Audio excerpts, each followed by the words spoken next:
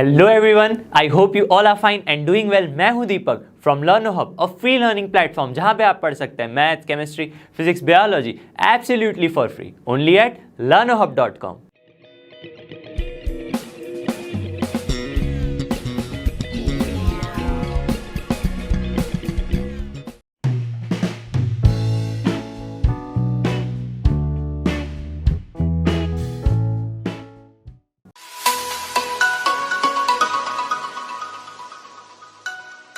Question है, find a particular solution of differential equation satisfying the given condition. अब ये क्या है? अब तक हमने क्या पढ़ा था? जी हाँ, हमने पढ़ा था जनरल सोल्यूशन।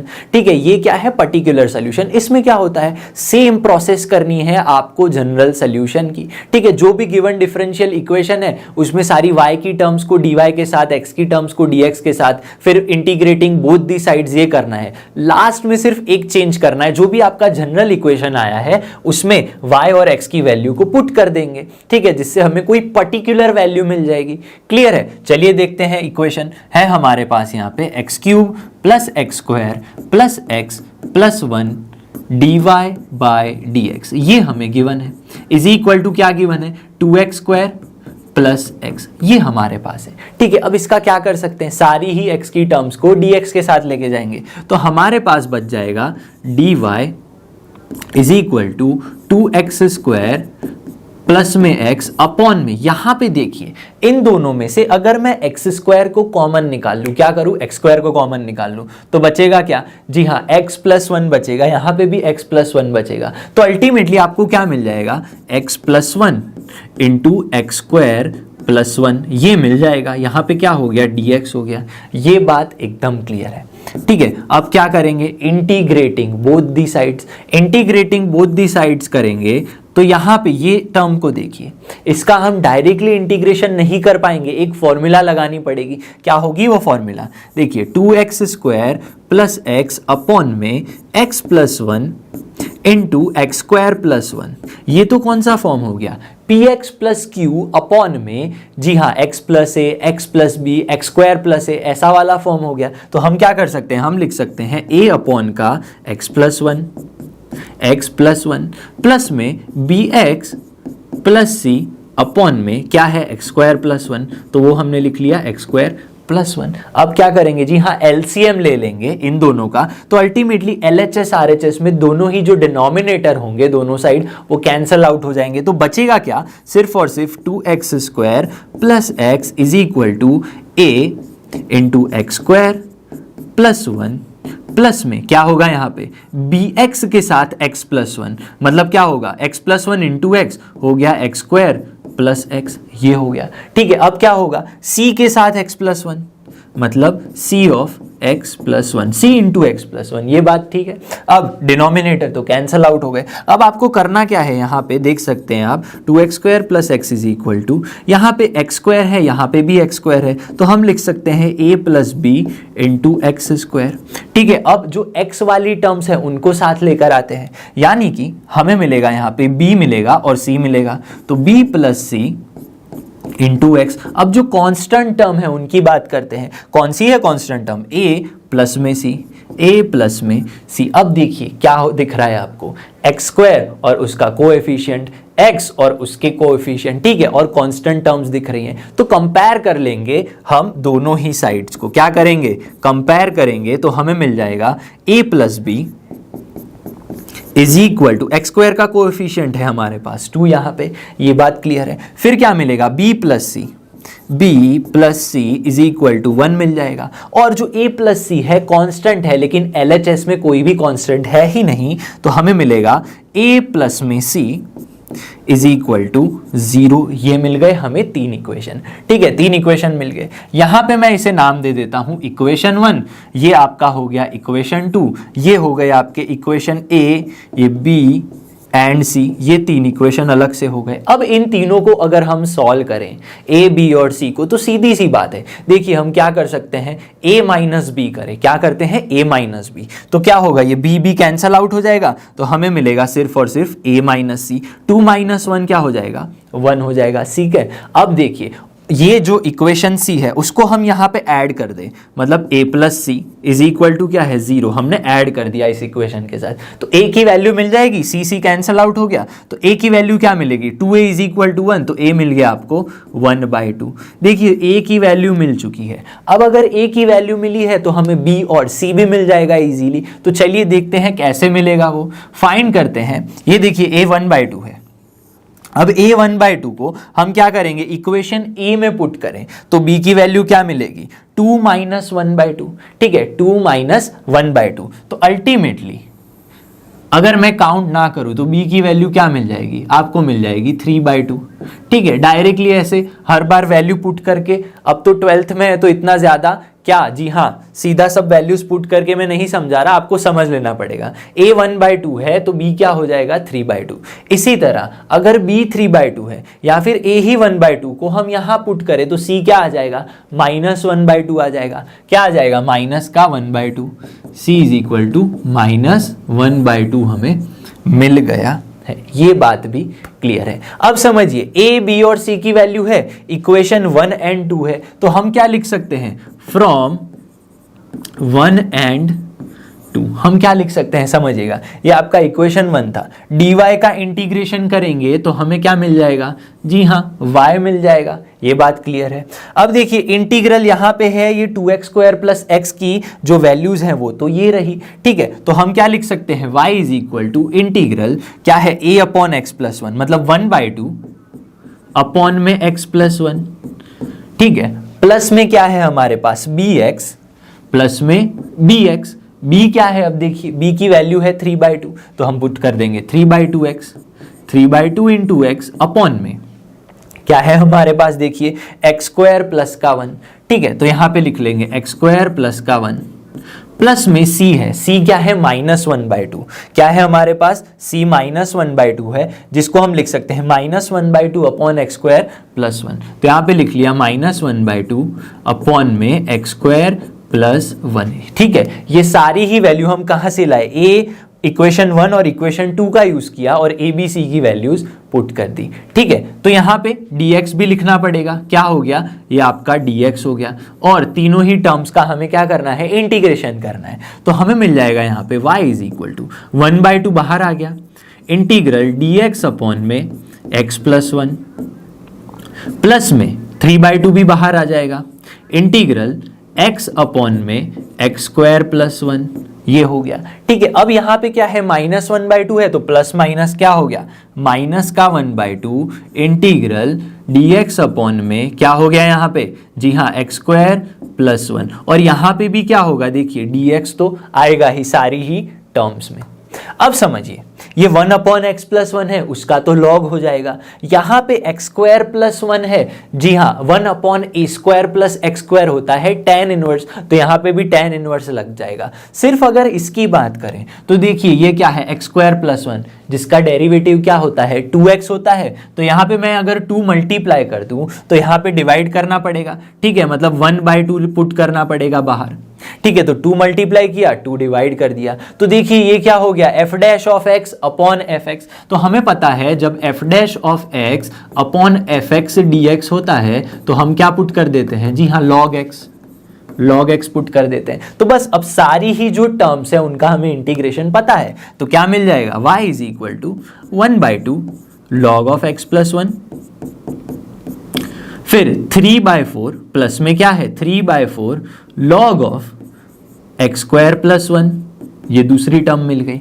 अब जो लास्ट टर्म है -1/2 क्या है, -1/2 है ये हमारी टर्म, क्लियर है। और नीचे क्या है x² प्लस a², मतलब tan inverse x upon a, x upon का a, लेकिन a तो क्या है, a तो 1 ही है हमारे पास, और यहाँ पे क्या हो जाएगा, प्लस में आपको मिल जाएगा कांस्टेंट का c मिल गया।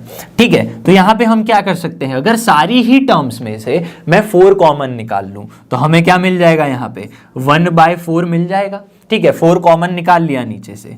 अब यहाँ पे क्या हो जाएगा, यहाँ पे तो 4 था नहीं, तो हम लिख सकते हैं 2 into log of x plus 1, ये लिख सकते हैं। ठीक है, यहाँ पे 4 निकल गया तो यहाँ पे बच गया प्लस का 3 लॉग ऑफ x² प्लस 1, ये मिल गया। ठीक है, अब क्या मिलेगा आपको, यहाँ पे 1/4 निकल गया, ठीक है। तो यहाँ पे माइनस का 2 tan इनवर्स x, माइनस का 2 tan इनवर्स x ये मिल गया, और प्लस में आपका कांस्टेंट आ गया। ये बात क्लियर है। अब समझिए 1/4 हो गया। यहाँ पे आप क्या कर सकते हैं, इस लॉग और इस लॉग को प्लस में है तो x इंटू वाई लिख सकते हैं। लॉग ऑफ क्या लिख सकते हैं यहाँ पे, x प्लस 1 का स्क्वायर डिवाइडेड नहीं मल्टीप्लीकेशन में लॉग ऑफ, यहाँ पे x स्क्वायर प्लस 1 है तो आप लिख सकते हैं x स्क्वायर प्लस 1, उसका क्या लिख सकते हैं यहाँ पे आप क्यूब लिख सकते हैं। माइनस में क्या बच गया, माइनस में बच गया 2 tan इनवर्स x, और प्लस में बच गया कांस्टेंट। क्या बच गया, कांस्टेंट। ये आ गई आपकी y की वैल्यू।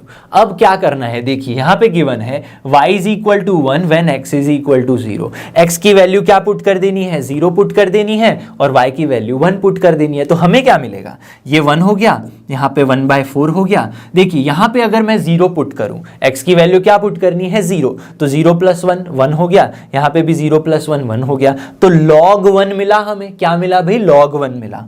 तो log 1 तो क्या होता है, 0 होता है। तो log 1 माइनस में 2 tan इनवर्स 1 क्या पुट करना है, सॉरी tan इनवर्स 0 पुट करना है।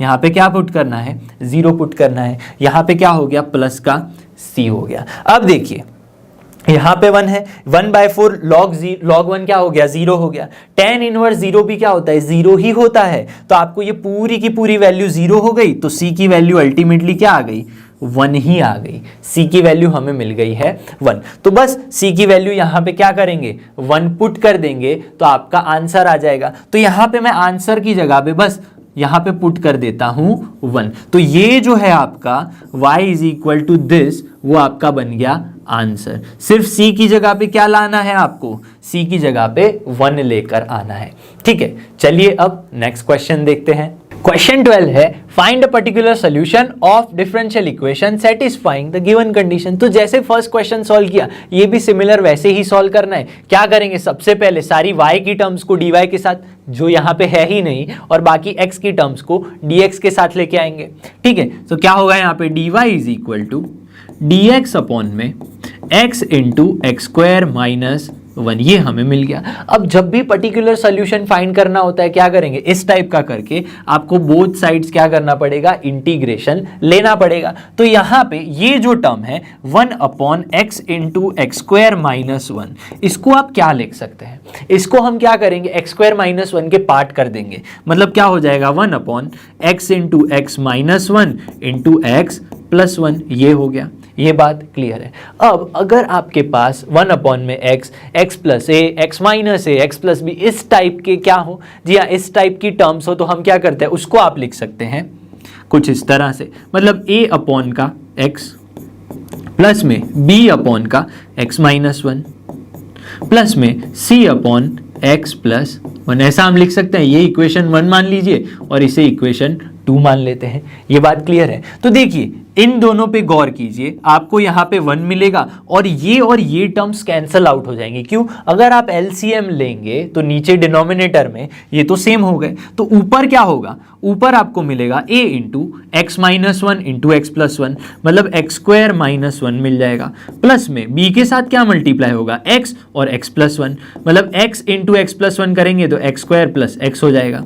प्लस में c के साथ क्या मल्टीप्लाई होगा, x इंटू एक्स माइनस 1, तो एक्स स्क्वायर माइनस एक्स, ये आपको मिलेगा। अब क्या करेंगे, जो भी एक्स स्क्वायर और एक्स स्क्वायर वाली टर्म्स है उनको साथ में लिखेंगे। मतलब a plus b plus c into x square हो गया। सब में क्या कॉमन है, एक्स स्क्वायर कॉमन है, तो हमने ऐसे लिख लिया।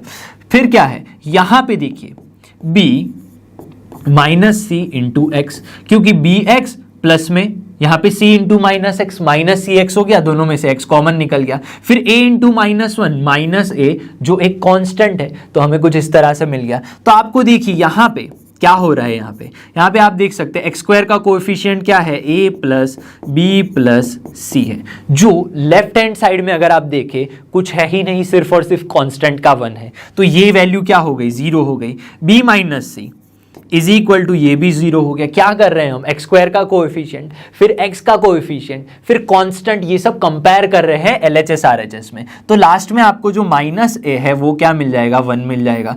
तो इसका मतलब ये हुआ ए की वैल्यू आ गई माइनस का 1 अल्टीमेटली, ये बात है। इसे अगर इक्वेशन ए मान ले, ये आपका इक्वेशन बी हो गया और ये इक्वेशन क्या हो गया, सी हो गया। अब इन तीनों को अगर हम सॉल्व करें तो क्या हो जाएगा, देखिए ए की वैल्यू तो -1 मिल गई है, इसे हम इक्वेशन ए में पुट करें तो आपको मिलेगा, क्या मिलेगा यहाँ पे ध्यान दीजिएगा, b प्लस सी, ये -1 है वहां गया तो पॉजिटिव का 1 हो गया।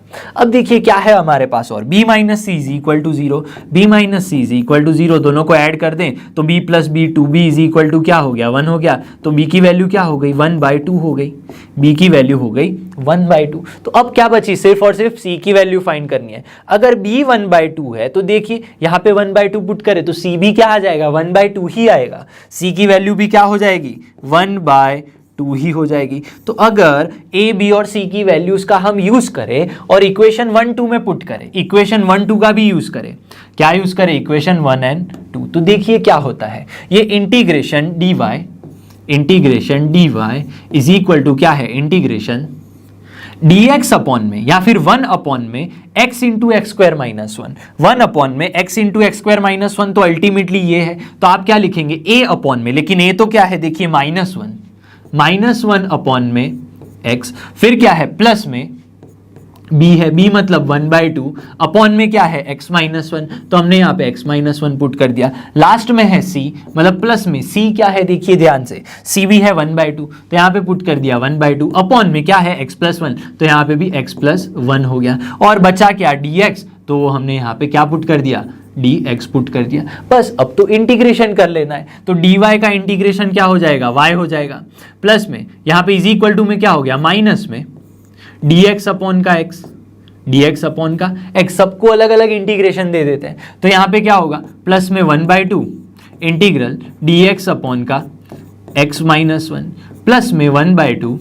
इंटीग्रल dx अपॉन में x + 1 हो गया। बस सीधा सीधा इंटीग्रेशन हो जाएगा यहाँ पे। तो y is equal to minus log x plus में 1/2 लॉग ऑफ x -1 प्लस में 1/2, यहां पे क्या होगा, लॉग ऑफ x + 1,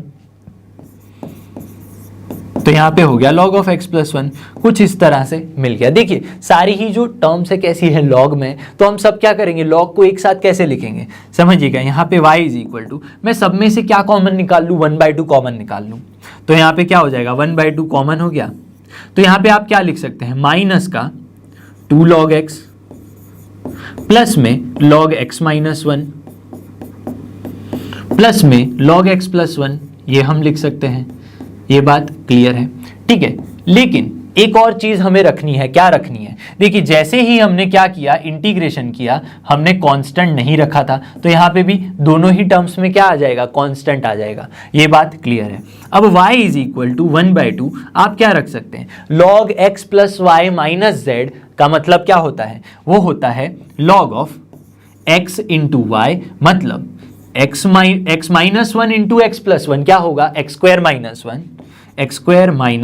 1 माइनस का लॉग है मतलब डिवीजन में जाएगा, डिवीजन में क्या जाएगा, 2 log x है मतलब log x², यानी हो गया x² हो गया। ये बात क्लियर है। बचा क्या आपके पास, प्लस में कांस्टेंट बच गया। देखिए तो ये आपका क्या आ गया, आंसर आ गया। लेकिन अभी आंसर बाकी है, क्या फाइंड करना है, पर्टिकुलर सॉल्यूशन फाइंड करना है। तो यहाँ पे x और y की वैल्यूज पुट करेंगे, क्या है values, y is equal to 0 है और x इज इक्वल टू क्या है, 2 है, x इज इक्वल टू 2 है। तो चलिए पुट करते हैं, यहाँ पे y 0 हो गया इज इक्वल टू में 1/2, यहाँ पे हो गया log x की वैल्यू 2 मतलब 4 - 1 अपॉन में 4 हो गया, ठीक है। और क्या बच गया आपके पास, यहाँ पे बच गया प्लस का कांस्टेंट c, मतलब देखिए क्या होगा, c की वैल्यू क्या आ गई, -1/2 log ऑफ क्या हो गया, 4 - 1 3/4, ये आ गई c की वैल्यू। अब इस c की वैल्यू को क्या करना है, यहां पे पुट कर देंगे तो हमारा आंसर आ जाएगा। तो y इज इक्वल टू क्या मिला आपको, 1/2 log ऑफ, जी हाँ, x² - 1 अपॉन में x² माइनस में 1/2 log ऑफ 3/4। ये आपका आंसर है, यानी कि पर्टिकुलर सोल्यूशन है for the given differential equation. चलिए अब नेक्स्ट क्वेश्चन देखते हैं। क्वेश्चन नंबर 13 है find a particular solution of a differential equation. आपके पास डिफरेंशियल इक्वेशन गिवन है और वैल्यूज गिवन है when x is equal to 0 y is equal to 1। क्या करेंगे जी हाँ, सबसे पहले फाइंड करेंगे जनरल सोल्यूशन और उसमें ये वैल्यूज पुट कर देंगे। तो जो भी आपका इक्वेशन है that is cos of dy by dx is equal to a given है। क्या करेंगे हम जी हाँ, यहां पे cos को हम लेके जाएंगे राइट हैंड साइड, मतलब हमें मिल जाएगा dy by dx is equal to cos inverse का a मिल गया। अब सारी की सारी x की टर्म्स को dx के साथ, y की टर्म्स को dy के साथ, लेकिन यहां पे कोई ऐसी टर्म्स नहीं है तो हम क्या करेंगे dy is equal to cos inverse a dx लिख लिया। अब क्या करेंगे इंटीग्रेटिंग बोथ दी साइड्स, तो यहां पे इंटीग्रेशन ले लेंगे तो हमें क्या मिल जाएगा, हमें मिल जाएगा dy का integration y which is equal to cos inverse a, तो क्या है कांस्टेंट है तो cos इनवर्स a हो गया। अब बचा क्या यहां पे, सिर्फ और सिर्फ 1 बचा और 1 का इंटीग्रेशन क्या हो जाएगा x हो जाएगा, प्लस में आपका कांस्टेंट आ गया। तो ये आपका क्या हो गया भाई, जनरल सोल्यूशन हो गया। हमें तो पर्टिकुलर पूछा है तो पर्टिकुलर के लिए क्या करेंगे y is equal to 1 when x is equal to 0। तो यहां पे लिखेंगे when x is equal to 0 y की वैल्यू क्या है भाई 1 है, तो यहां पे पुट करने पर क्या मिल जाएगा हमें cos इनवर्स का a इनटू x की वैल्यू तो 0 है प्लस में कांस्टेंट, तो कांस्टेंट की वैल्यू क्या आ गई, कांस्टेंट की वैल्यू आ गई हमारे पास 1। और जब भी हमें क्या करना होता है, जब भी कांस्टेंट की वैल्यू मिले उसे हमें पुट कर देना होता है इस जनरल सोल्यूशन में। तो हमें मिल जाएगा y is equal to cos inverse a into x plus में कांस्टेंट की वैल्यू तो 1 है तो यहां पे हमने 1 पुट कर दिया। ठीक है, ये x मल्टीप्लीकेशन में है, a के साथ मल्टीप्लीकेशन में नहीं है, x अलग से है। ठीक है, अब देखिए आपको बुक का आंसर अगर मैच करना है तो हम क्या कर सकते हैं, यहां पे y -1 ले लिया is equal to cos inverse a, cos inverse a है और ये x जो मल्टीप्लीकेशन में है वो यहां पे आ जाएगा। तो आप ऐसे लिख सकते हैं इस फंक्शन को कुछ इस तरह से, लेकिन अगर a को लिखना है, बुक का आंसर मैच करना है तो आप लिख सकते हैं cos ऑफ y -1 अपॉन में x। ये आपकी बुक के आंसर के साथ मैच कर जाएगा। ठीक है, चलिए अब नेक्स्ट क्वेश्चन देखते हैं। क्वेश्चन में find a particular solution of a differential equation. क्या करना है जी हाँ, गिवन डिफरेंशियल इक्वेशन का पर्टिकुलर सोल्यूशन फाइंड करना है जब हमारे पास y is equal to 1 when x is equal to 0 है। तो सबसे पहले जो डिफरेंशियल इक्वेशन है dy by dx is equal to y tan x, वो हम पुट कर लेंगे कुछ इस तरह से। अब क्या करेंगे जी हाँ, सबसे पहले फाइंड करेंगे जनरल सोल्यूशन। इसका मतलब ये dy अपॉन में y हो गया is equal to tan x dx हो गया। ठीक है, ये हमें मिल गया है। अब क्या करेंगे integrating both the sides, integrating both sides. ठीक है, इसके बाद क्या हो जाएगा जी हाँ, बस इंटीग्रेशन लगा लेना है, मतलब इंटीग्रेशन ऑफ dy अपॉन में y is equal to integration tan x dx, ये हमने पुट कर दिया। अब सीधा सीधा आंसर पता है 1 अपॉन y का इंटीग्रेशन होता है log y। ठीक है, और tan x का इंटीग्रेशन भी हमें पता है, फॉर्मूला होती है log ऑफ सीक x, ये होता है आंसर। अब क्या पुट करें, कांस्टेंट या log कांस्टेंट? जी हाँ, log c पुट करेंगे, क्योंकि मैंने बताया हुआ है आपको जब भी यहाँ पे भी log है यहाँ पे भी log है तो आपको ट्राई करना है कि आप कांस्टेंट नहीं log c पुट करें, जिससे क्या होगा दोनों साइड जो log है वो कैंसल आउट हो जाएंगे। तो यहाँ पे हो गया log of y is equal to log, हमें पता है log x plus log y क्या होता है log x इंटू वाई, तो यहां पे हो गया sec x इंटू c हो गया। ठीक है, तो log log क्या हो जाएंगे, कैंसल आउट हो जाएंगे यहां पे। तो हमें मिल गया y is equal to sec x into c, ये मिल गया हमें जनरल सोल्यूशन। ठीक है, अब हम फाइंड करेंगे कांस्टेंट की वैल्यू। जब भी पर्टिकुलर सोल्यूशन फाइंड करते हैं हम तो कांस्टेंट की वैल्यू फाइंड करेंगे, फिर उस कांस्टेंट को इसी इक्वेशन में पुट कर देना होता है। अब कैसे फाइंड करेंगे जी हाँ, x इज इक्वल टू 0 है और y की वैल्यू क्या है 1 है, क्या है 1 है, क्लियर है। तो यहां पे हमें मिल जाएगा y की वैल्यू तो 1 is equal to sec 0 into constant. ठीक है, तो क्या मिल जाएगा, कांस्टेंट की वैल्यू हमें 1 मिल जाएगी यहाँ पे। तो इसी 1 को यहाँ पे पुट करेंगे तो y इज इक्वल टू क्या आ गया, सीक x आ गया। तो हमें पर्टिकुलर सोल्यूशन मिल गया y is equal to sec x। चलिए अब नेक्स्ट क्वेश्चन देखते हैं। क्वेश्चन 15 है, find the equation of the curve passing through the point 0,0 and whose differential equation is y dash is equal to e to the power x sin x। तो जो भी differential equation है वो लिख लेते हैं, y dash is equal to e to the power x sin x। ये बात क्लियर है। अब समझिए ध्यान से, y dash को हम क्या लिख सकते हैं, dy by dx हम लिख सकते हैं। तो यहाँ पे हो गया e to the power x sin x। अब हमें फाइंड करना है, क्या फाइंड करना है, find the equation of the curve. हमें क्या करना है जी हाँ, कर्व का इक्वेशन फाइंड करना है फॉर द पर्टिकुलर पॉइंट 0,0 के लिए। ठीक है, यानी सबसे पहले हम फाइंड करेंगे जनरल सोल्यूशन, फिर उसमें पुट कर देंगे वैल्यू 0,0, x की वैल्यू 0 और y की भी वैल्यू 0 पुट कर देंगे। तो जनरल सोल्यूशन फाइंड करने के लिए यहाँ पे dy हो गया e to the power x sin x, यहाँ पे dx हो गया। ठीक है, तो अब क्या करेंगे, integrating both the side. Integration करने पर बोथ दी साइड dy का क्या हो जाएगा, y हो गया, which is equal to integral e to the power x sin x dx। ये हो गया, इसे ले लेते हैं इक्वेशन 1। क्या ले लेते हैं, इक्वेशन 1। फिर क्या करेंगे इसका इंटीग्रेशन, तो इसे ले लेते हैं let i is equal to integral e to the power x sin x dx। अब इसका इंटीग्रेशन कैसे करेंगे, इंटीग्रेशन बाय पार्ट्स। कैसे, एक्सपोनेंशियल फंक्शन है और यहां पे साइन क्या है, ट्रिग्नोमेट्रिक फंक्शन है, तो आइलेट रूल का यूज करेंगे। आइलेट रूल क्या कहता है, सबसे लास्ट में आएगा एक्सपोनेंशियल फंक्शन, तो उसे हम ले लेंगे v। मतलब ये e to the power x है, वो क्या हो गया, v हो गया e to the power x, और sin x क्या हो गया आपका u हो गया। तो sin x is equal to u। और क्या करेंगे जी हाँ, फॉर्मूला लगा लेंगे तो हमें क्या मिल जाएगा, u इंटीग्रल v dx, मतलब sin x integral e to the power x dx minus integral d by dx u क्या है, sin x है, तो यहां पे हमने sin x पुट कर दिया, इंटीग्रल v dx मतलब e to the power x dx, यहां पे अगेन आ गया dx। ये बात क्लियर है। अब समझिए क्या करेंगे, sin x तो sin x ही रहेगा और e to the power x का आएगा e to the power x, minus में इंटीग्रल sin x का डेरिवेटिव क्या होता है जी हाँ, cos x हो जाता है। तो यहां पे हम पुट कर देंगे cos x e to the power x dx हो गया। अगेन देखिए आपको क्या मिल रहा है, आपको मिल रहा है यहाँ पे e to the power x cos x। Again integration by parts करना पड़ेगा, जहां पे ये क्या हो जाएगा, ये आपका हो जाएगा u and again e to the power x क्या हो जाएगा, v हो जाएगा। तो हमें मिलेगा i is equal to e to the power x sin x, e to the power x sin x, minus में क्या हो जाएगा, आपको ब्रैकेट लिखना है सबसे पहले। ठीक है, u integral v dx, u integral v dx मतलब cos x integral e to the power x dx minus में integral d by dx u क्या है भाई, अगेन देखिए u आपका cos x है। ठीक है, तो यहां पे हम लिख लेंगे cos x और यहां पे क्या हो जाएगा जी हाँ, integral e to the power x dx, again क्या हो गया, dx हो गया, ये ब्रैकेट क्लोज हो गया। ठीक है, ब्रैकेट्स बहुत इंपॉर्टेंट है, जिससे आपकी माइनस प्लस साइन में चेंजेस होने वाले हैं। ठीक है, ये i हो गया, यहाँ पे e to the power x sin x हो गया।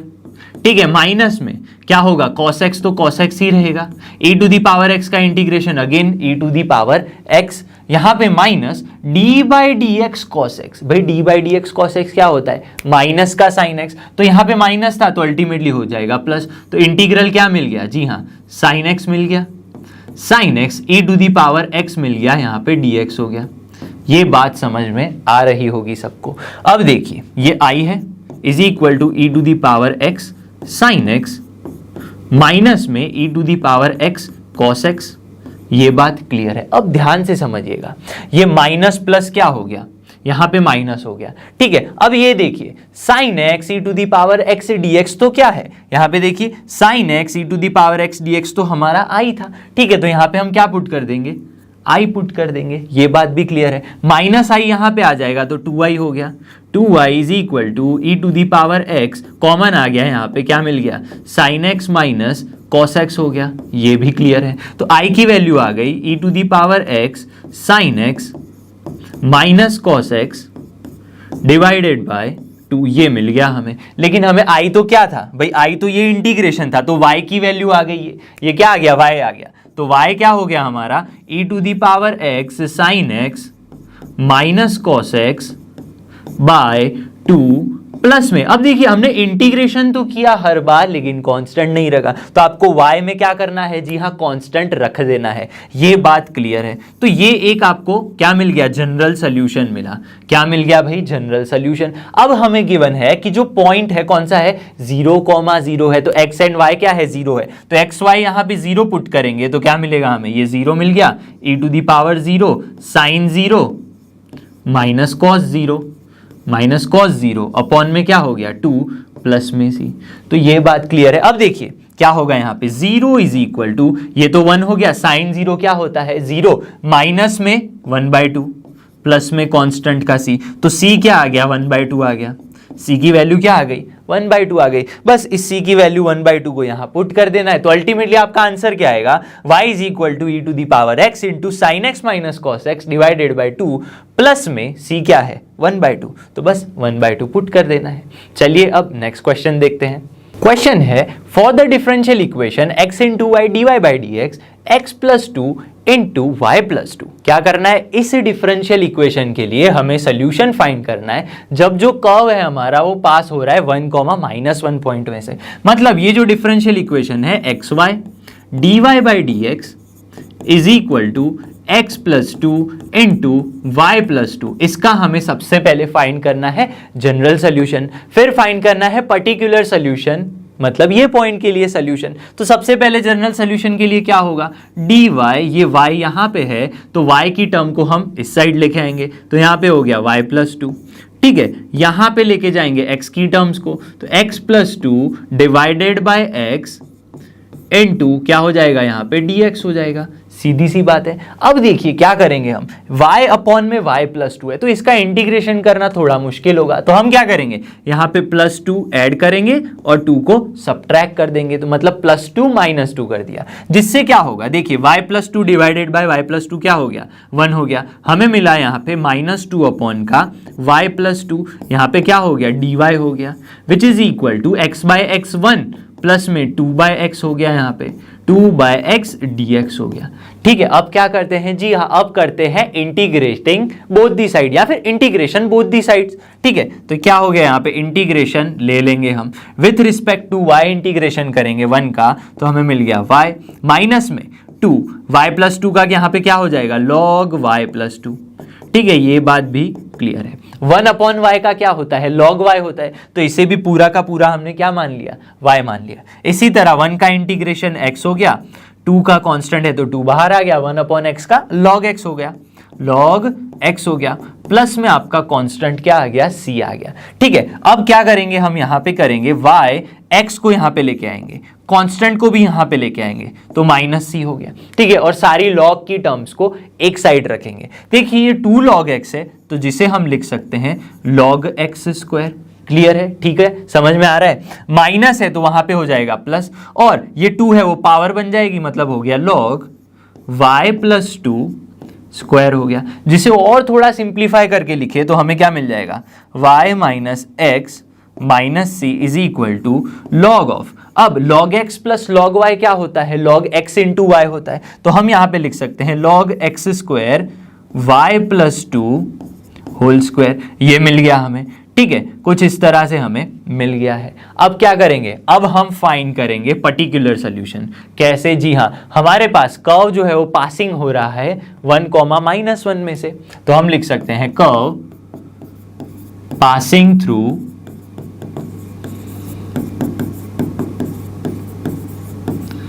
1,-1 या फिर -1,1 है, 1,-1 ही गिवन है, तो क्या करेंगे x की वैल्यू 1 y की वैल्यू -1 इस इक्वेशन में पुट कर देंगे। ये वाला जो इक्वेशन है जहां पे मैं बॉक्स बना रहा हूं वहां पे पुट कर देंगे तो हमें कांस्टेंट की वैल्यू मिल जाएगी और उसी कांस्टेंट को वापस इस इक्वेशन में पुट करना है, ठीक है। तो क्या होगा देखिए y की वैल्यू है -1 तो यहाँ पे -1 हो गया, माइनस में x क्या है 1 है, माइनस में c constant is equal to log of क्या है भाई यहाँ पे 1 का स्क्वायर, ठीक है हमने लिख लिया 1 का स्क्वायर, फिर क्या है into y plus 2 whole square, मतलब -1 प्लस 2 होल स्क्वायर। ठीक है, तो क्या हो जाएगा यहाँ पे -2 minus c is equal to log 1, यहाँ पे 1 हो जाएगा, यहाँ पे भी 1 हो जाएगा, तो log 1 तो क्या होता है 0 हो जाता है। ठीक है, यहाँ पे क्या हो जाएगा अल्टीमेटली 0 हो जाएगा, तो c की वैल्यू क्या आ गई -2। तो अब इस -2 को कहाँ पुट करना है, बस यहाँ पे पुट कर देंगे, हमारा सोल्यूशन आ जाएगा। सोल्यूशन है y माइनस x माइनस 2। देखिए लेकिन क्या है, यहां पे भी माइनस है और c की वैल्यू भी क्या है माइनस है, तो माइनस माइनस अल्टीमेटली क्या हो जाएगा प्लस हो जाएगा, which is equal to log of x square, यहां पे y प्लस 2 का स्क्वायर, y प्लस 2 का स्क्वायर। तो ये आपका अल्टीमेट क्या है, सोल्यूशन है फॉर दिस क्वेश्चन। चलिए अब नेक्स्ट क्वेश्चन देखते हैं। Find the equation of the curve passing through the point 0, -2। मतलब जो कर्व है वो इस पॉइंट में से पास हो रहा है। At any point x, y on the curve, the product of the slope of its tangent क्या है हमारे पास, स्लोप ऑफ टेंजेंट क्या होगा, प्रोडक्ट y के साथ, प्रोडक्ट करेंगे अगर y के साथ, वो इक्वल होगा, किसके साथ इक्वल होगा, it is equal to the x coordinate. तो सबसे पहले इसकी बात करते हैं, slope of tangent. We know that slope of tangent क्या होता है, slope of tangent is dy by dx होता है। अब अकॉर्डिंग टू द क्वेश्चन, क्या है क्वेश्चन में, द प्रोडक्ट, किसका किसका प्रोडक्ट है, टेंजेंट का और y कोऑर्डिनेट का। ठीक है, तो हम यहां पे लिख सकते हैं according to the question product of y and dy by dx, मतलब dy बाई dx का y कोऑर्डिनेट के साथ प्रोडक्ट करने पर हमें इक्वल क्या मिलेगा, हमें इक्वल मिलेगा x कोऑर्डिनेट के। तो यहां पे हम क्या लिख लेंगे, इज इक्वल टू x लिख लेंगे। ठीक है, अब हमें क्या फाइंड करना है, ये क्या हो गया, देखिए एक डिफरेंशियल इक्वेशन हो गया फॉर द गिवन कर्व। तो हमें क्या फाइंड करना है, सोल्यूशन फाइंड करना है फॉर दिस पॉइंट 0, -2 के लिए। तो क्या करेंगे, जनरल सोल्यूशन फाइंड करेंगे सबसे पहले। तो यहां पे हो गया y dy is equal to integral x dx, ये हो गया। ठीक है, तो अब क्या करेंगे जी, हाँ बोथ दी साइड इंटीग्रेशन रख लिया है, तो y का इंटीग्रेशन क्या हो जाएगा, y² बाई 2 हो जाएगा, इज इक्वल टू यहाँ पे हो जाएगा x² बाई 2, प्लस में क्या होगा, ये कांस्टेंट आ जाएगा। अब क्या करेंगे, यहाँ पे y² by 2 minus x² by 2 is equal to क्या हो गया, c हो गया। ठीक है, तो हम लिख सकते हैं y² minus x² is equal to 2c, हम लिख सकते हैं, ये बात क्लियर है। अब देखिए हम क्या करेंगे यहाँ पे, अब हमारे पास है 0, -2। अब 0, -2 मतलब क्या है, x की वैल्यू 0 है, y की वैल्यू -2 है, हमारा कर्व इस पॉइंट में से पास हो रहा है, तो ये हमारे कर्व का इक्वेशन है। तो यहाँ पे क्या हो जाएगा, x की वैल्यू 0 मतलब -0 का स्क्वायर हो गया, y की वैल्यू क्या है, गिवन है -2 का स्क्वायर हो गया, इज इक्वल टू क्या मिला हमें, 2c मिल गया। क्या मिल गया, 2c मिल गया। ठीक है, तो हम क्या कर सकते हैं, -2 का स्क्वायर 4 हो गया, यहाँ पे क्या हो गया 2c हो गया। तो 2c की वैल्यू क्या है, 4 है, तो 2c की जगह पे हम क्या पुट कर देंगे, 4 कर देंगे। तो y² minus x² is equal to 4, ये हमारा क्या आ गया भाई, सोल्यूशन आ गया। वही तो पूछा था, find the equation of the curve पूछा था, तो देखिए इक्वेशन ऑफ द कर्व आ गया, y² minus x² is equal to 4। चलिए अब नेक्स्ट क्वेश्चन देखते हैं। क्वेश्चन है at any point x, y of the curve the slope of the tangent, क्या होता है slope of the tangent, dy by dx। ठीक है, इज ट्वाइस, वो क्या है, वो जो टेंजेंट है यानी स्लोप ऑफ टेंजेंट है वो ट्वाइस है, किससे ट्वाइस है, एक स्लोप से। अब वो स्लोप कौन सा है, पढ़िएगा, the line segment joining the point of contact to the point -4, -3। मतलब ध्यान से फिर से समझिएगा, एक स्लोप है dy बाई dx जो डबल है इन दोनों पॉइंट से, जो लाइन बनेगी उससे स्लोप से, उसके स्लोप से। तो हमें क्या करना पड़ेगा, ये dy बाई dx तो पता है, हमें इन दोनों पॉइंट के लिए एक जो लाइन बनेगी उसका स्लोप फाइंड करना है। ठीक है, तो कैसे फाइंड करेंगे, सबसे पहले point of contact x, y is point of contact of the curve and tangent, ये बात क्लियर है। ठीक है, एंड टेंजेंट। अब दूसरी बात क्या है हमारे पास, इन दोनों पॉइंट से, point of contact and point -4, -3, इनसे एक लाइन सेगमेंट बनेगा जिसका एक स्लोप होगा। तो हम लिख सकते हैं slope m1 of line segment joining the points, कौन से पॉइंट्स, x, y, और दूसरा पॉइंट है एंड -4, -3, इन दोनों पॉइंट से जो सेगमेंट बनेगा उसका स्लोप m1 इज क्या होगा, m1 is equal to y2 minus y1 upon x2 minus x1। ये मान लीजिए y1 x2 y2 है, ये x1 y1 है, तो y2 माइनस y1 अल्टीमेटली हो जाएगा y+3, x2 माइनस x1 हो जाएगा x+4। ठीक है, एक स्लोप मिल गया। ठीक है, अब देखिए हमें पहले ही गिवन है कि स्लोप ऑफ द टेंजेंट क्या होता है, dy बाई dx हमें पता है। स्लोप ऑफ द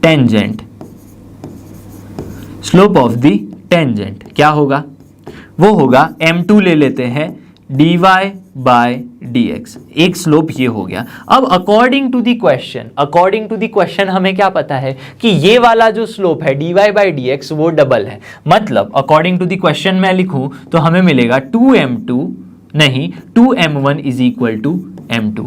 ठीक है, ये हमें मिलेगा, ये हमने m2 लिया था, वो क्या होगा, डबल होगा 2m1 से। तो हम क्या कर सकते हैं, ये m2 क्या है, m2 तो dy बाई dx है, तो यहाँ पे मैंने dy बाई dx लिख लिया, इज इक्वल टू 2 क्या है, 2 तो 2 ही है, m1 की वैल्यू है y+3 अपॉन में x+4, तो यहाँ पे x+4 हो गया।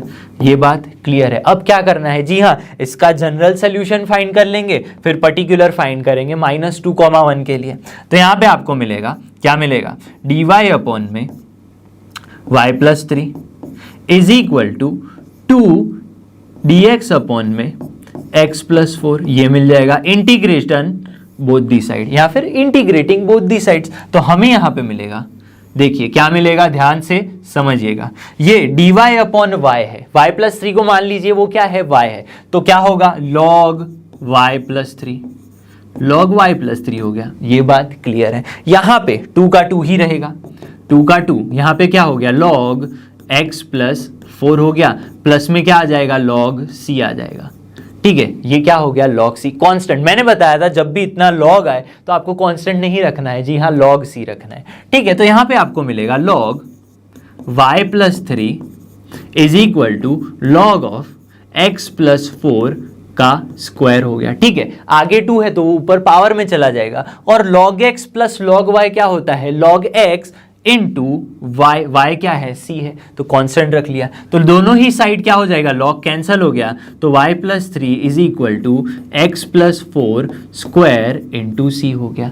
अब देखिए क्या गिवन है हमें, -2, 1 पॉइंट है, कर्व इसमें से पास हो रहा है, तो अगर हम ये जो इक्वेशन है वो क्या कर दे भाई, उसमें -2, 1 रख दे, -2, 1, तो क्या हो जाएगा, यहाँ पे -2 हो गया। ठीक है, लेकिन ये तो y है, ठीक है, ये तो y है, तो ये -2 नहीं है, ये आपका क्या है, पॉजिटिव का 1 है, पॉजिटिव 1 है, और यहाँ पे क्या है, प्लस में 3 है, इज इक्वल टू x क्या है, -2, तो -2 + 4 का स्क्वायर इंटू c हो गया, तो 3 + 1 4 हो गया यहाँ पे, इज इक्वल टू 4 - 2 का स्क्वायर 4c हो गया, तो c की वैल्यू क्या आ गई, 1 आ गई, c की वैल्यू 1 आ गई, उसे हम यहाँ पे पुट कर देंगे तो हमें हमारा क्या मिल जाएगा, जी हाँ, फाइंड क्या करना था हमें, जी हाँ, यहाँ पे हमें गिवन है find the equation of the curve, तो कर्व का इक्वेशन मिल जाएगा। तो यहाँ पे होगा आपके पास y+3 is equal to x+4 whole square, ये आपकी कर्व का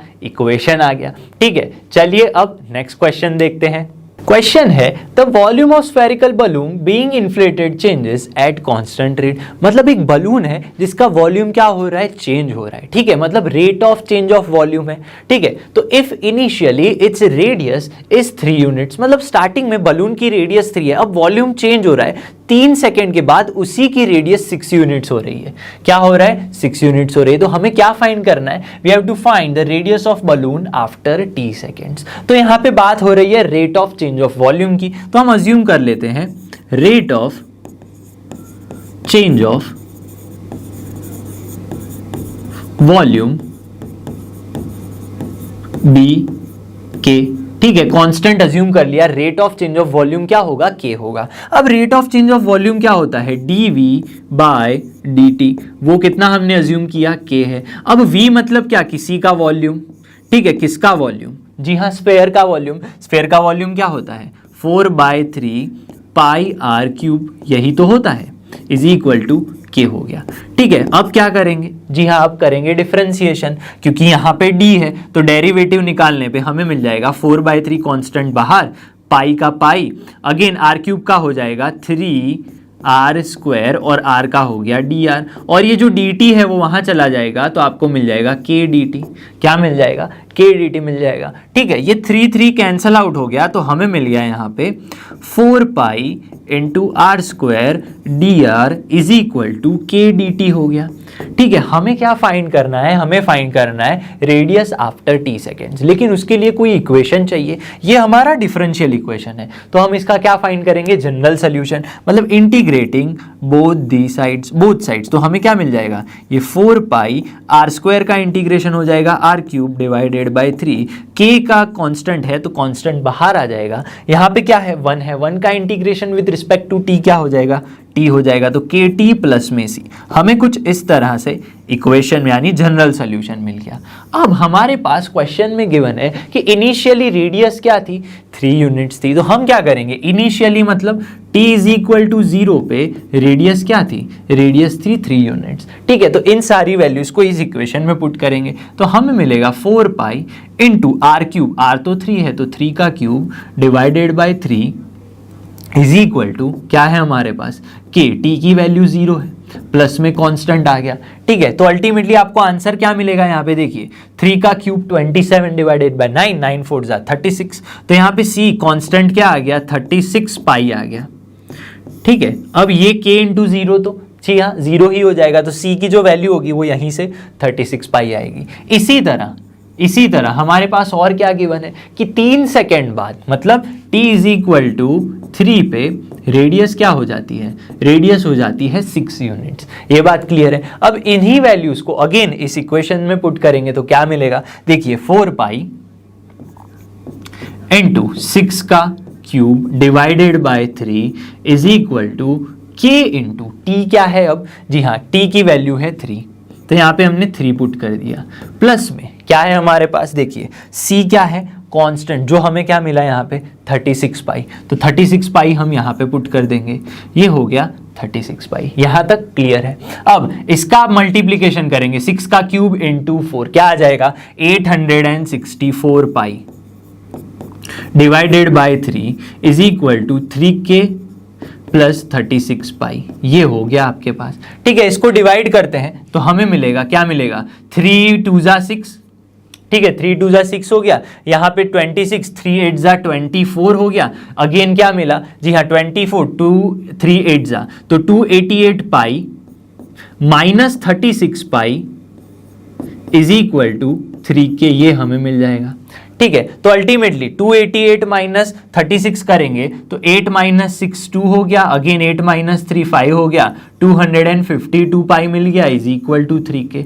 तो k की वैल्यू क्या होगी? या फिर आप देखिए यहाँ पे k है तो हम k फाइंड कर लेते हैं, तो k की वैल्यू हो जाएगी आपके पास 3 8 जा 24, कितना बच गया? 12, 3 4 जा 12, मतलब 84 पाई जो है वो k की वैल्यू मिल जाएगी। तो हमारे पास क्या क्या आ गया? एक तो k इज इक्वल टू 84 पाई और c इज इक्वल टू 36 पाई। तो बस इस इक्वेशन में दोनों ही वैल्यूज को पुट कर देते हैं, तो 4 पाई r³ अपॉन में 3 इज इक्वल टू k की वैल्यू है 84 पाई और साथ में क्या है? t है, प्लस में क्या है? 36 पाई। क्या इसे सिंप्लीफाई करना चाहिए? हाँ, आप चाहे तो कर सकते हैं इसे सिंप्लीफाई, या फिर एट t हमें क्या फाइंड करना है? The radius at after t second. ठीक है, तो r फाइंड करेंगे।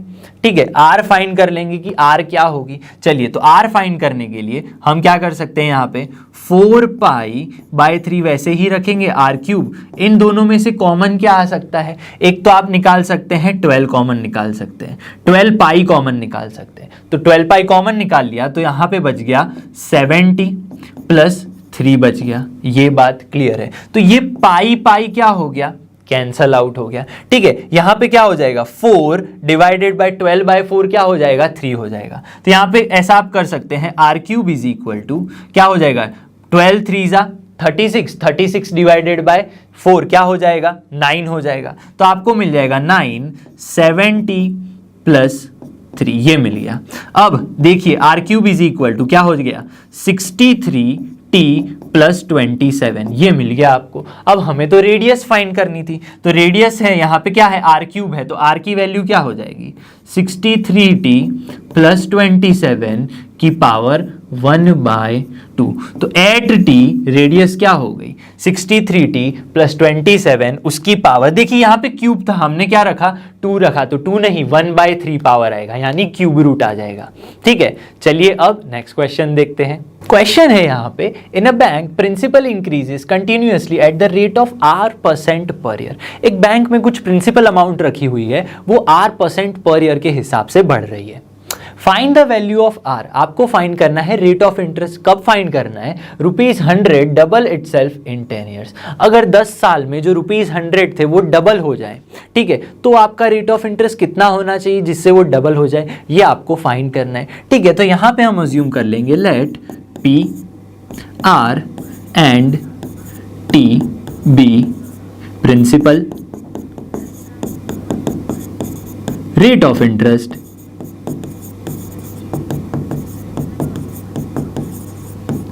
एंड टाइम, ये आपको अज्यूम कर लेना है। ठीक है, ये तो बहुत ही सिंपल है। अब क्या है जी हाँ, अब देखिए according to the question R% per year के हिसाब से आपकी जो प्रिंसिपल अमाउंट है वो इंक्रीज हो रही है। तो हम क्या लिख सकते हैं, rate of change of principal amount dp/dt, वो कितना है R%। ठीक है, R% ऑफ प्रिंसिपल अमाउंट, ऐसे ही तो चेंज हो रहा है।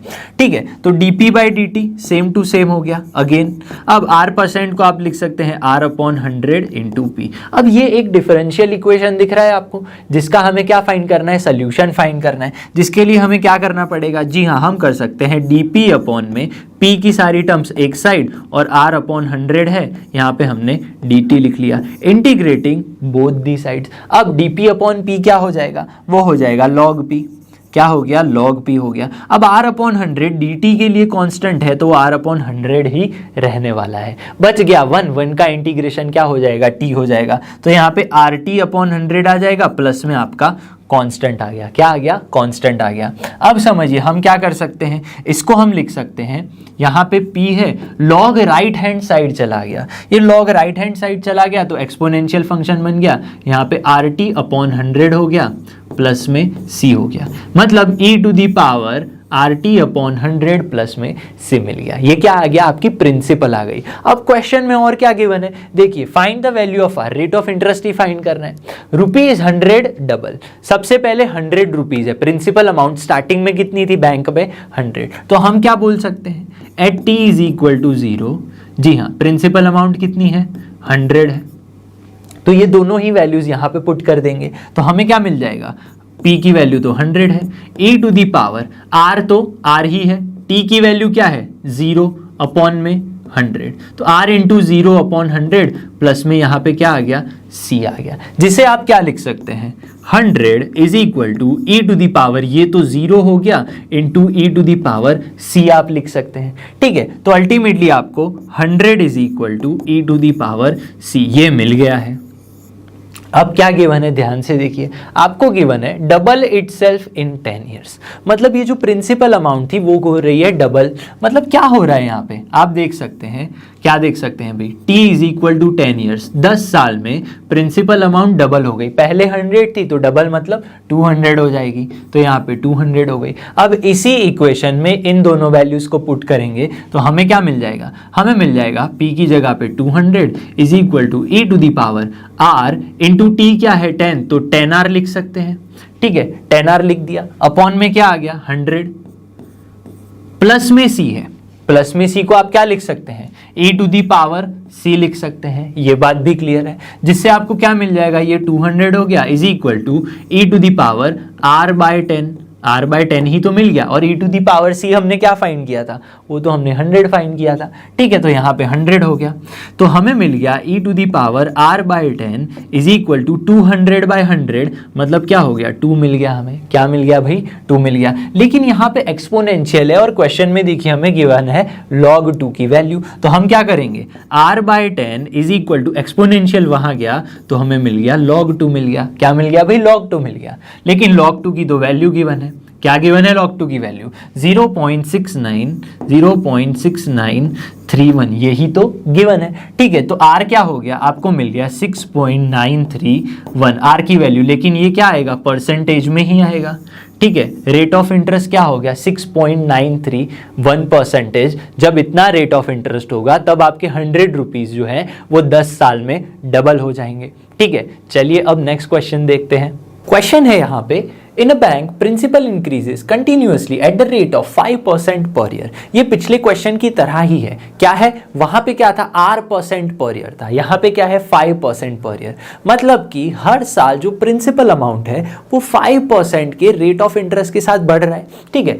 An amount of rupees 1000 is deposited with this bank, how much will it worth after 10 years?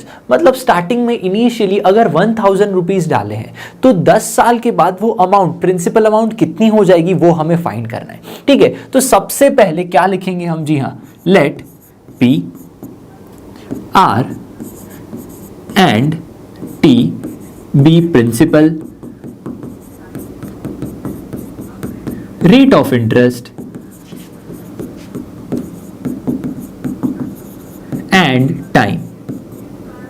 ये 3 चीजें आपको लिखनी है, पता होनी चाहिए। अब अकॉर्डिंग टू द क्वेश्चन क्या है हमारे पास, 5% पर ईयर प्रिंसिपल अमाउंट बढ़ रहा है, मतलब according to the question we can write dp/dt, मतलब rate of change of principal amount क्या हो रहा है, जी हाँ 5% ऑफ प्रिंसिपल अमाउंट, ऐसा हम लिख सकते हैं, ठीक है। जिसका मतलब dp/dt is equal to 5/100 into p हो गया। अब ये एक डिफरेंशियल इक्वेशन दिख रहा है आपको, हमें क्या फाइंड करना है, जी हाँ हमें फाइंड करना है प्रिंसिपल अमाउंट आफ्टर 10 ईयर्स, मतलब एक सोल्यूशन चाहिए। तो हम क्या करेंगे, इस डिफरेंशियल इक्वेशन का एक जनरल सोल्यूशन फाइंड करेंगे सबसे पहले। इसका मतलब क्या होगा, हमें करना पड़ेगा dp/, में इस साइड हम p को लेके आएंगे और ये 5/100 को हम लिख सकते हैं 1/20 इंटू dt।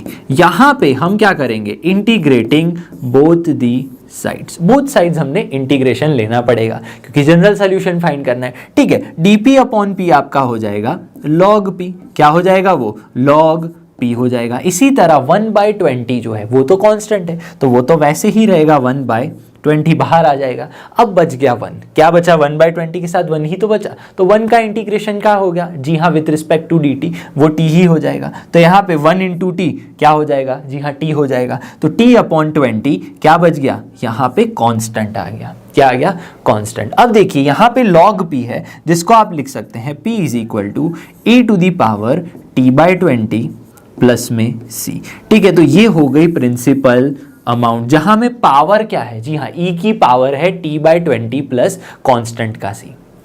अब समझिए यहां पे हमें क्वेश्चन में और क्या गिवन है, क्वेश्चन में ये गिवन है कि इनिशियली प्रिंसिपल अमाउंट हमारी थी 1000 रुपीज। इसका मतलब क्या हुआ, initially at t is equal to 0, जब टाइम 0 पे था तो प्रिंसिपल अमाउंट कितनी थी, प्रिंसिपल अमाउंट थी 1000 रुपीज। ये बात क्लियर है। अब क्वेश्चन में हमने क्या फाइंड कर लिया, एक प्रिंसिपल अमाउंट के लिए इक्वेशन फाइंड किया है p is equal to e⁻t/20 plus c। अब ये सारी ही वैल्यूज हम इसमें पुट करेंगे तो हमें क्या मिलेगा, प्रिंसिपल अमाउंट तो 1000 है तो यहाँ पे हमने 1000 रख लिया, ठीक है। e⁻t है तो t तो है यहाँ पे 0 है, डिवाइडेड बाय क्या है 20 प्लस में c, ठीक है। अब आप इसे कैसे लिख सकते हैं, समझिएगा बड़े ध्यान से। 1000 इज इक्वल टू e⁻, 0/20 क्या हो गया, 0 हो गया। अब पावर जब प्लस में होती है तो आप कैसे लिख सकते हैं, इनटू करके e⁻c भी हम लिख सकते हैं, ठीक है। e⁻0 1 हो जाएगा तो e⁻c हमें क्या मिल गया, 1000 मिल गया है, क्या मिल गया है 1000। ये बात एकदम क्लियर है, ठीक है। अब समझिए ए टू द पावर सी क्या है 1000 है। और एक और क्वेश्चन में हमें बोला गया है कि आफ्टर 10 ईयर्स 10 साल के बाद प्रिंसिपल अमाउंट क्या होगी। Now after 10 years t is equal to हम 10 ले सकते हैं, ठीक है, क्लियर बात है। तो अगर हम इस इक्वेशन का यूज करें और e to the power c का यूज करें तो हमें क्या मिल जाएगा, p की जगह पे हमें प्रिंसिपल अमाउंट ही फाइंड करनी है। e to the power t की वैल्यू है 10, क्या है t की वैल्यू 10 है, डिवाइड में क्या है 20 है तो हमने 20 रख लिया।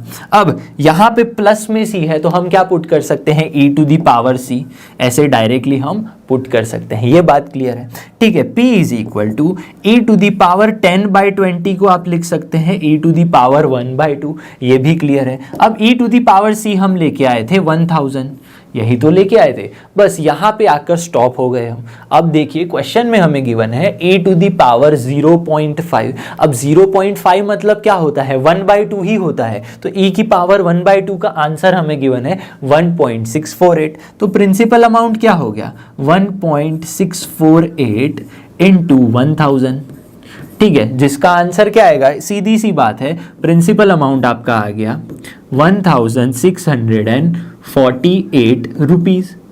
मतलब 10 साल के बाद जो 1000 रुपए थे 1000 रुपीज थे वो कितने बन गए होंगे, अब जी हाँ वो बन गए होंगे 1646 रुपीज। चलिए अब नेक्स्ट क्वेश्चन देखते हैं। क्वेश्चन है in a culture the bacteria count is 1 lakh. मतलब कल्चर में क्या है, बैक्टीरिया का काउंट गिवन है 1 लाख बैक्टीरिया है, स्टार्टिंग में इनिशियली कितने हैं 1 लाख बैक्टीरिया है। The number is increase by 10% in 2 hours. मतलब हर 2 घंटे में क्या हो रहा है, बैक्टीरिया 10% बढ़ रहे हैं। इसका मतलब क्या, 1 लाख बैक्टीरिया पहले थे उसका 10% हो गया 10,000, मतलब 2 घंटे बाद कितने हो गए 1,10,000। In how many hours will the count reach 2 lakh. मतलब कितने घंटे बाद जो बैक्टीरिया पहले 1 लाख थे वो 2 लाख हो जाएंगे, वो हमें फाइंड करना है। और कंडीशन गिवन है if the rate of growth of bacteria is proportional, जो रेट ऑफ ग्रोथ है, मतलब मान लीजिए बैक्टीरिया बी है तो dB/dt, ठीक है, रेट ऑफ ग्रोथ dB/dt होगा, देन इज प्रोपोर्शनल, किसके प्रोपोर्शनल है, नंबर प्रेजेंट। तो हमें कुछ अज्यूम करना पड़ेगा, क्या अज्यूम करेंगे हम, let be be the number of bacteria at any instant, किसी भी टाइम पे t, at any instant t। मतलब मान लीजिए इनिशियली 1 लाख थे तो b कितना हो गया, t इज इक्वल टू 0 के लिए b क्या हो गया 1 लाख। अब 2 घंटे बाद 10% हो रहे हैं तो t इज इक्वल टू 2 पे b की जो भी वैल्यू होगी क्या होगा, b नंबर ऑफ बैक्टीरिया है, ये हमने अज्यूम कर लिया। और यहां से रेट ऑफ चेंज ऑफ मतलब dB/dt is directly proportional to the number present, कितने हैं b, ये हमने अज्यूम किया था और यहां पे कंडीशन गिवन है वो कंडीशन लगा दी, तो हमें मिलेगा dB/dt is equal to KB हो गया। अब ये कैसे आया, जब भी आप प्रोपोर्शनल को जी हाँ रिमूव करते हैं तो कांस्टेंट आ जाता है, वो कांस्टेंट कुछ भी हो सकता है, हमने K ले लिया तो यहाँ पे हम लिख सकते हैं dB अपॉन में B is equal to KDT, ये हमने लिख लिया। अब ऐसा क्यों लिखा है, क्योंकि हमें इस डिफरेंशियल इक्वेशन को, ये क्या है एक डिफरेंशियल इक्वेशन ही तो है, उसे सॉल्व करना है, जी हाँ सॉल्व करना है। अब क्या करेंगे, तो उसके लिए हमें करना पड़ेगा इंटीग्रेशन। क्या किया, सारी जो टर्म्स थी b की वो db के साथ और बाकी टर्म्स को एक साइड, और इंटीग्रेशन करने पर 1/b का क्या हो जाएगा log b हो जाएगा, इज इक्वल टू k का इंटीग्रेशन कुछ नहीं भाई कांस्टेंट है बाहर आ गया, 1 का integration with respect to t kt हो गया यहाँ पे, और कांस्टेंट का c आ गया, इसे हम मान लेते हैं इक्वेशन 1 मान लेते हैं। क्या मान लिया, इक्वेशन 1। अब समझिए ध्यान से, यहां पे फर्स्ट क्या गिवन है, इनिशियली 1 लाख बैक्टीरिया है, मतलब t इज इक्वल टू 0 पे बैक्टीरिया काउंट कितना है 1 लाख, ये हमें गिवन है। तो इक्वेशन 1 का यूज करें अगर हम तो log ऑफ 1 लाख, ठीक है, इज इक्वल टू क्या हो गया k इंटू टी, लेकिन t तो क्या है 0 है तो हमने यहाँ पे 0 पुट कर दिया, ये c आ गया। तो c की वैल्यू क्या आ गई, देखिए c की वैल्यू हमें मिल गई log ऑफ 1 लाख। ये बात क्लियर है। अब इस c को कहां पुट करेंगे, इक्वेशन 1 में अगर मैं पुट कर दूं, क्या पुट करूं, पुट इन इक्वेशन 1, तो क्या मिल जाएगा हमें log of b is equal to K T plus में log ऑफ 1 लाख। ये बात क्लियर है। अब देखिए log b minus log 1 lakh, ultimately जब log में क्या होता है, माइनस होता है तो डिवीजन बन जाता है। तो आपको जो kt की वैल्यू है, kt क्या मिल जाएगा, kt मिल जाएगा log ऑफ, यहाँ पे b माइनस log 1 लाख था तो b अपॉन में 1 लाख हो जाएगा, ठीक है। तो यहाँ पे 1 लाख हो गया। ये बात क्लियर है। इसे मान लेते हैं आपका इक्वेशन 2 मान लेंगे। क्या मान ले, इक्वेशन 2 मान लेते हैं। ये भी क्लियर है। अब समझिए यहाँ पे दूसरा गिवन है 10% इन 2 आवर्स, मतलब हर 2 घंटे में 10% बैक्टीरिया बढ़ रहे हैं। तो t इज इक्वल टू 0 था तो 1 लाख थे, तो t इज इक्वल टू 2 मतलब 2 घंटे बाद अब बैक्टीरिया कितने होंगे, अब बैक्टीरिया क्या हो रहे हैं, 10% बढ़ रहे हैं, मतलब 10% ऑफ जिस, तो क्या हो जाएंगे, अब बैक्टीरिया हो जाएंगे 1,10,000, यही तो होंगे, 1,10,000 हो जाएंगे। 10,000 नहीं होंगे, गड़बड़ क्या करते हैं बच्चे एग्जाम में, 10% मतलब 10,000 लिख दिया, लेकिन 10,000 बढ़े, अब भी हो गया कितना, पहले 1 लाख थे, 10,000 बढ़े तो 1,10 हो गए। तो अगर इक्वेशन 2 का हम यूज करें तो हमें क्या मिलेगा, k इंटू टी तो 2 है is equal to log of b क्या है 1,10,000 डिवाइडेड बाय क्या है 1 लाख, जो सारी वैल्यूज थी वो यहां पे पुट कर दी। ये बात क्लियर है। क्या होगा यहाँ पे, ये 3 zeros 4 zeros कैंसल आउट हो गए, तो आपके पास बचा k is equal to 1/2 log of 11/10, ये हमें मिल गया। इसे हम मान लेते हैं k। अब k की वैल्यू क्या करेंगे, यहाँ पे पुट कर देंगे तो हमें क्या मिलेगा, हमें मिलेगा k की वैल्यू क्या है, पुट कर देंगे 1/2 log of 11/10 is equal to, यहाँ पे t है मल्टीप्लीकेशन में तो t लिखेंगे, is equal to log of b, हमें अब कितना है नहीं पता, b इज इक्वल टू यहाँ पे b अपॉन में 1 लाख हो गया। क्या हो गया 1 लाख। ये बात क्लियर है। इसे मान लेते हैं इक्वेशन 3। क्या मान लेते हैं, इक्वेशन 3। अब देखिए क्वेश्चन की तरफ आ गए हम, कब 2 लाख बैक्टीरिया होंगे, कब होंगे इक्वेशन में, अब 2 लाख बैक्टीरिया रखने, क्या रखने 2 लाख बैक्टीरिया, अब वो कब होंगे, हम अज्यूम कर लेते हैं at T1 bacteria count B will be 2 lakh, ठीक है, ऐसा हमने अज्यूम कर लिया। ये बात क्लियर है। टाइम कितना होगा हमें नहीं पता, हमने मान लिया कि T1 टाइम पे बैक्टीरिया काउंट कितनी होगी, 2 लाख हो जाएगी। तो इक्वेशन 3 का अगर हम यूज करें तो हम क्या लिख सकते हैं, 1/2 लॉग ऑफ 11/10, ठीक है। T की जगह पे क्या लिख लेंगे हम, T1 लिख लेंगे। T1 पे अब बैक्टीरिया काउंट कितनी हो जाएगी, लॉग ऑफ B क्या है 2 लाख हमने ले लिया, लॉग ऑफ 2 लाख कितना होगा, यहाँ पे 2 लाख लिख लेंगे, ठीक है। डिवाइड में क्या आ गया यहाँ पे 1 लाख, तो ये हो गया आपका 1 लाख। अब देखिए क्या होगा, ये सारे के सारे जो जीरोज हैं वो कैंसल आउट हो जाएंगे, तो बचेगा क्या, log 2/1, और यहाँ पे T1 क्या हो जाएगा, T1 को आप लिख सकते हो, देखिए यहाँ पे log 2 हो गया, log 2/1 तो अल्टीमेटली log 2 ही होता है, ठीक है। और यहाँ पे क्या होगा, ये नीचे चला गया 1/2 log ऑफ 11/10, ये हमें मिल गया, ठीक है। अब 2 को आप ऊपर भी लिख सकते हैं, तो T1 इज इक्वल टू क्या हो गया 2 log 2 divided by log of 11/10। इस टाइम पे जो बैक्टीरिया होंगे वो कितने होंगे, जी हाँ वो होंगे 2 लाख बैक्टीरिया होंगे। किस टाइम पे, इस T1 टाइम पे, ठीक है। चलिए अब नेक्स्ट क्वेश्चन देखते हैं। क्वेश्चन नंबर 23 है, the general solution of the differential equation dy/dx is equal to e to the power x plus y is, मतलब इन 4 ऑप्शन में से इस डिफरेंशियल इक्वेशन का जनरल सोल्यूशन क्या होगा, चलिए देखते हैं। यहां पे गिवन है dy/dx is equal to e to the power x plus y, ये हमें गिवन है, ठीक है। अब समझिए जब जनरल सोल्यूशन फाइंड करना होता है तो हमें क्या करना पड़ता है, सारी ही y की वैल्यूज एक साइड यानी कि dy के साथ और x की वैल्यूज dx के साथ, तो हमें मिल जाएगा e to the power x into e to the power y, ऐसा हम लिख सकते हैं, जिससे क्या होगा dy अपॉन में e to the power y is equal to ex e to the power dx into dx, ये बात है। देखिए तो क्या मिलेगा हमें, e to the power minus Y D Y is equal to E to the power x dx। यहाँ पे अगर दोनों साइड हम इंटीग्रेशन ले लें तो क्या मिलेगा यहाँ पे, देखिए e to the power minus Y का हो जाएगा minus E to the power minus Y is equal to E to the power x का integration E to the power x plus में c हो गया। ठीक है, ये बात क्लियर है। अब यहाँ पे इसको यहाँ पे लेके आएंगे तो हमें मिल जाएगा e to the power x जो कि माइनस है, यहाँ पे भी e to the power minus Y is equal to c ले सकते हैं। ठीक है, यहाँ फिर आप इसे c डैश मान ले, क्या मान ले, c डैश मान ले, क्योंकि यहाँ पे देखिए सारी ही वैल्यू कैसी है, कांस्टेंट में है और सारी ही वैल्यू प्लस में है। यहाँ पे क्या है, सब कुछ प्लस में है, लेकिन हमारे पास तो नेगेटिव आ रहा है, तो हम क्या करेंगे, इसको नेगेटिव को बाहर निकाल लेंगे तो e to the power x plus में e to the power minus Y is equal to c dash हो गया।